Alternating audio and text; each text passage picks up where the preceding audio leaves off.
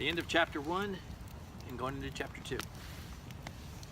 The second way to change student performance was to dramatically improve the quality of classroom instruction. Short of blind luck and or blatant gerrymandering of campus attendance zone, the obvious solution for campus is to improve instruction. In the opinion of the authors, this is the solution that holds the most promise and is the easiest, in relation to other solutions, to implement in grand scale. Teacher craft. The authors agree with Mike Schmoker when he writes, "The single greatest determinant of learning is not socioeconomic factors or funding levels, it is instruction." 2006. Teacher craft is arguably the most critical component in student academic success. In order to stay ahead of the rapidly changing system of demands and student needs, teachers must have access to and use the most up-to-date tools of instruction. Furthermore, the authors firmly believe that the vast majority of teachers are diligent and hard-working individuals.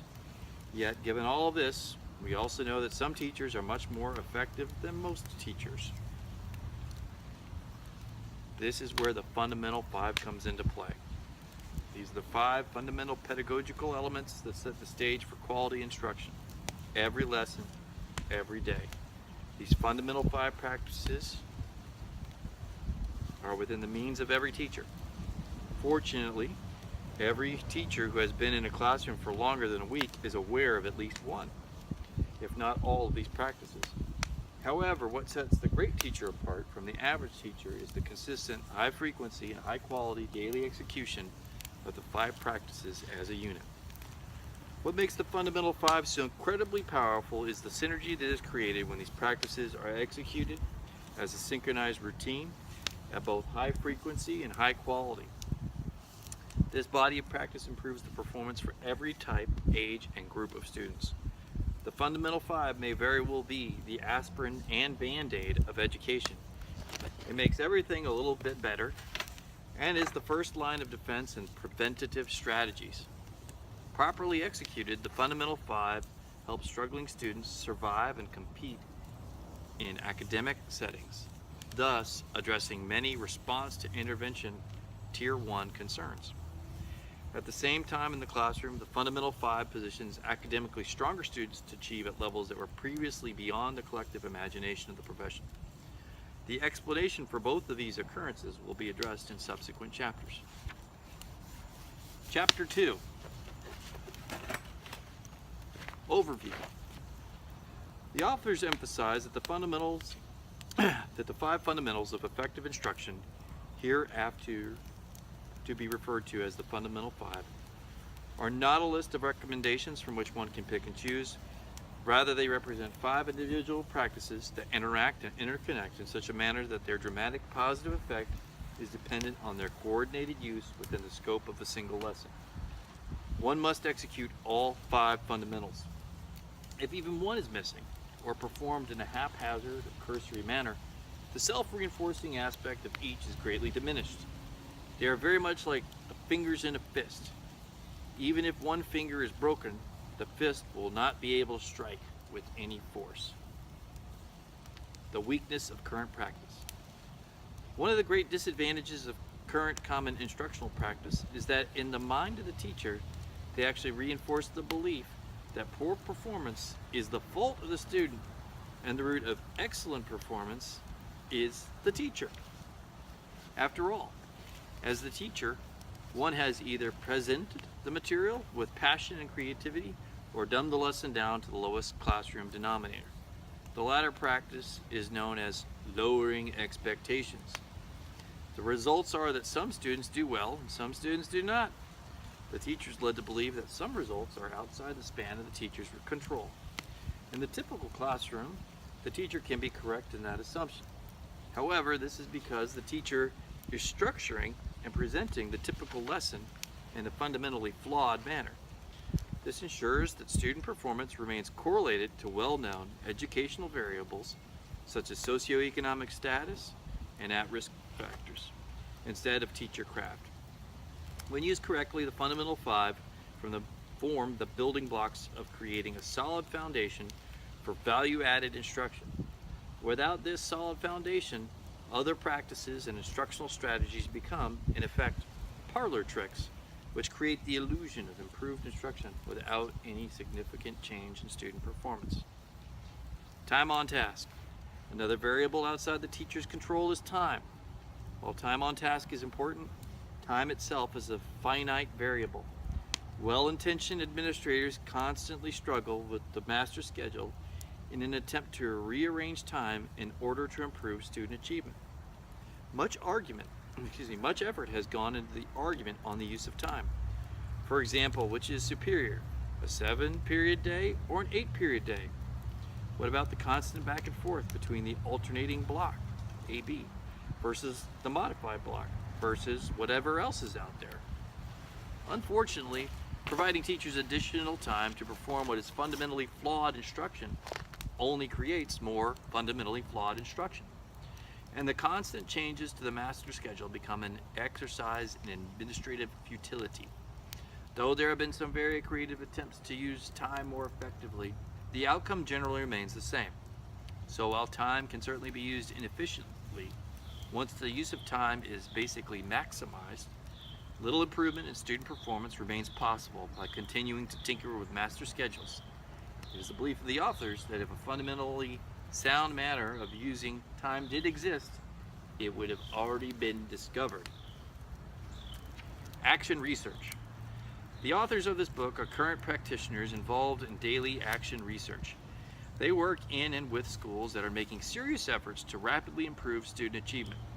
The instructional strategies and practices they advocate, they use in classrooms, training rooms, and conference halls, putting their sweat, passion, and reputations on the line. The formal research is generally years behind the current state of practice.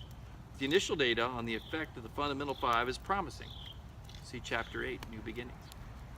The authors have observed and understand that the state of current practice is simultaneously both ahead and behind the current state of educational research. Some practice is so new that the research community has not had an opportunity to formally analyze, measure, and evaluate the instructional practice in question. Other common instructional practices are well behind effective practices that have been validated by research. The use of less effective practices in lieu of more effective practices represents the knowing/doing gap, or the gap between what one knows to do and what one actually does. This knowing/doing gap has been addressed by many, with just one example provided by Pfeffer and Sutton, 2000, when they point out why knowledge of what needs to be done frequently fails to result in action or behavior consistent with that knowledge. We came to call this the knowing-doing problem, the challenge of turning knowledge about how to enhance organizational performance into actions consistent with that knowledge.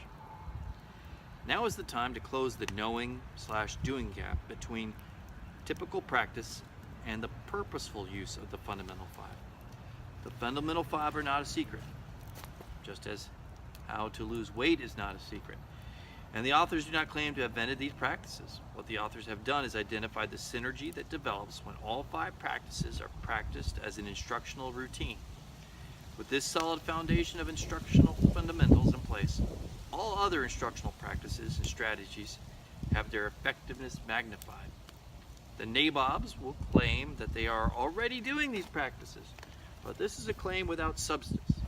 Observations and objective data from over 17,000 classrooms, Kane, Unpublished Research 2009, indicate that they are not. For example, the graph below represents the results from the initial unannounced classroom observations from 924 classrooms on 56 campuses in 4 separate school districts conducted in the fall of 2009. The sample of classrooms includes all grade levels, kindergarten to 12th, and the 4 core content areas: English language arts, mathematics, science, and social studies. This graph illustrates the typical use of the Fundamental 5 practices by teachers on campuses where there has been little to no discussion, training, or support relating to these critical instructional practices. Sadly, based on the author's observations of hundreds of campuses, this graph represents an accurate picture of the current state of instruction in public schools. Okay. Here's our graph with our fundamental 5 of framing the lesson, a power zone, purposeful talk, recognize and reinforce, and writing critically. Graph 2.1. What are the fundamentals? It is now appropriate to have a brief explanation and discussion of each of the fundamental 5 practices of effective instruction.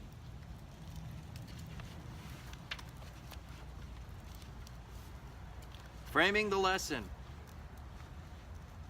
Framing the lesson is a teacher practice that, as it is better implemented, is recognized as a quick fix to improve daily instruction.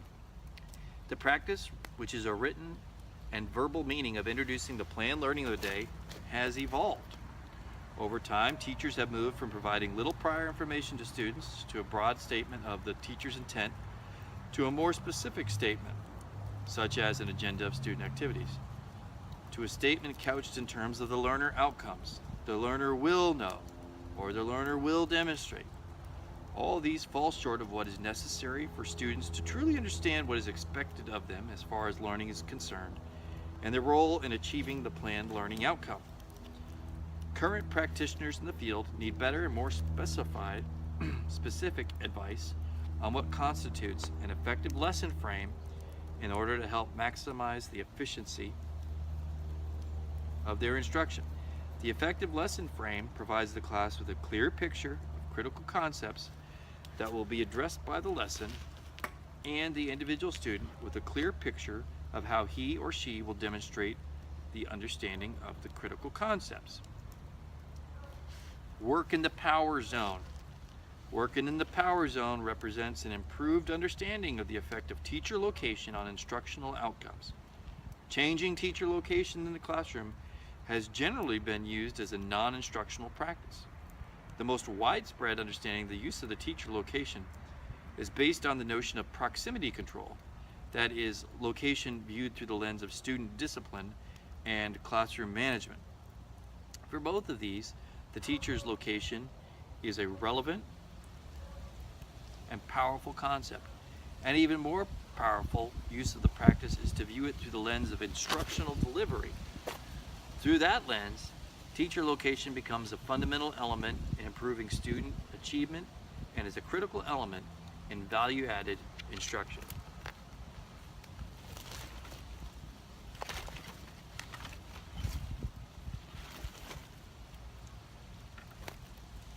Frequent, small group, purposeful talk about the learning.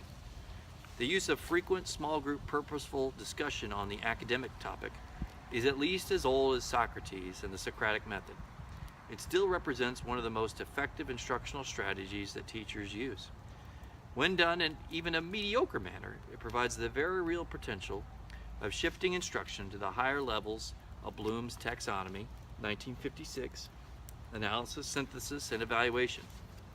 Unfortunately, even though the power and effectiveness of this strategy is well known, it is generally reserved for the most intrinsically motivated students and/or the most advanced courses. The use of meaningful discussion as a fundamental element does not rise to the level of an advanced Socratic seminar, nor even what currently passes for cooperative learning, but it does allow the most academically fragile students an opportunity to begin to develop the cognitive processes necessary to function at the highest levels of learning that is surmised their future career will require. Recognize and reinforce. Providing recognition and reinforcement addresses two sides of the learning coin, academics and behavior. Kotuluk, in The Inside the Brain, 1977, points out that children need to have their developmental advances recognized and praised. Positive feedback tells them their accomplishments are important. Among the most powerful tools that teachers possess are the words they choose to use. Those words can be used to motivate students and build self-confidence or destroy students' self-image. They can make it possible for students to exceed their own internal limits or eliminate forever the student's willingness to attempt something that they might view as difficult or impossible. In the non-academic world, there is an almost intuitive understanding of this. This is why spectators at a race gather at the finish line and scream encouragement to the runners so that they do not falter short of the finish line. Yet, the academic world allows debate on the value of praise and reinforcement. Write critically. Writing critically is generally accepted as a valuable educational best practice. Ted Sizer, as cited in Schmoker 2006, states, "Writing is the litmus paper of thought, the very center of schooling." Paul and Elder 2007 state, "Writing is essential to learning. One cannot be educated and yet unable to communicate one's ideas in written form. But in the field, one observes two seemingly paradoxical facts. The first is that critical writing is a meaningful part of learning. For students, critical writing meaning solidifies connections, transforms subconscious ideas into conscious thoughts, and is essential for authentic literacy.